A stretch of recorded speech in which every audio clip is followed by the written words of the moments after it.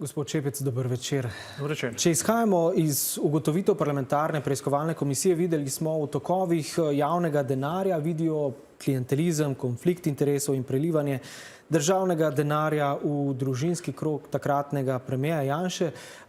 Menite, da se glede na objavljene ugotovitve riše nek utemeljen sum domnevnega nezakonitega financiranja stranke SDS oziroma kampanje v njeno korist? Ja, začel bi z dvema dejstvama, torej ni še to končno poročilo in da pri parlamentarnih preiskavah je vedno nek političen ton zraven, tako da to niso zdaj čisto neodvisni organi, ki preiskujejo politične akterje, ampak imajo nek politični priduh. Če pa izhajamo iz tega trenutnega poročila, bi pa jaz tukaj rekel, da gre predvsem za to, da se neki, kako bi rekli, politični podporniki financirajo predvsem iz nekih državnih organov. Tako je videti. In zdaj, če ta denar se steka nazaj v stranko, potem bi lahko šlo za nezakonito financiranje. Če se ne in ostane pri njih, potem pa govorimo bolj o neki potencialni korupciji, ki je prav tako kazniva. Glede domnevne propagande v korist SDS so izpostavljeni trije posamezniki, torej Žan Janša, Jože Biščak in Boris Tomašič, ki naj bi se jim v kratkem obdobju, kot smo videli, prejemki precej povečali. Zdaj, tu je pomembno dodati, da ne gre za politike, ali lahko parlamentarna preiskovalna komisija pravzaprav sledi toku državnega denarja v domnevne žepe zasebnikov, omenjeni so fizične osebe. Če gre za poslovanje državnih organov, državnih podjetij in sum potencialnih, recimo, korupcijskih afer ali korupcijskih dejanj, potem ja. Če bi šlo pa zdaj za neke čisto, bomo rekli, zasebne posle, ki nimajo veze s politiko ali z državnim podjetji, potem pa seveda ne. No, da so to zasebni posli, pravijo tako Tomašič in drugi. Poslanka sicer pravi, da ima v ta namen odredbo sodišča. Kaj to pomeni?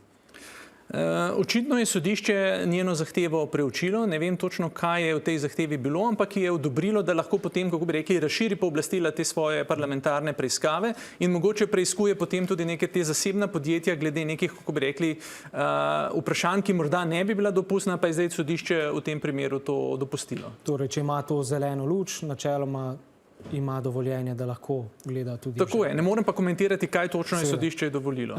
Torej, Nova 24 je vložila kazensko ovadbo zaradi domnevne zlorabe položaja in sicer proti poslanki Svobode Tamari Vonta. Bi lahko ta ovadba kakorkoli zablokirala delo parlamentarne komisije, bi morda lahko ustavila pripravo končnega poročila, ki ga še čakamo, ali pa denimo, da bi morali izbrisati prav ta del, o katerem danes poročamo? Menim, da samo ovadba zagotovo ne. Ovadbo lahko vsakdo poda, ali je utemeljena ali ne, bo pa na koncu odločil državni tožilec. Dokler tukaj ne pridemo vsaj v fazo sodne preiskave, je to samo ovadba, ki zaenkrat ne more na noben način vplivati na parlamentarno preiskavo. Če bi pa prišlo potem do sodne preiskave ali celo morda glavne obravnave, da bi se tukaj neko kaznivo dejanje pojavljalo, potem pa morda lahko.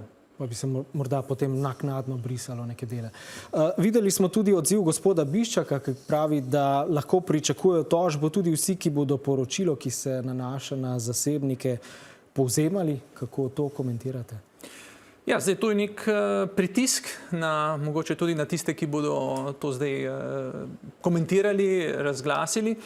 Mislim pa, da pravno to ne bi smelo zdržati, namreč vseeno gre tukaj za velik javni interes. Financiranje političnih stran je eno najpomembnejših političnih vprašanj. Državljani moramo vedeti, kje stranke dobivajo denar, na kakšen način ga zapravljajo. Tako da, če bi zdaj sodišče začelo utišati te, ki recimo parlamentarne preiskave komentirajo ali pa recimo financiranje političnih strank, mislim, da bi to zelo slab precedens za svobodo govora in prihodnost medijev v Sloveniji. Torej, javni interes pretehta. Najlepša hvala, da ste bili nocoj naš gost in za vsa vaša pojasnila. Hvala.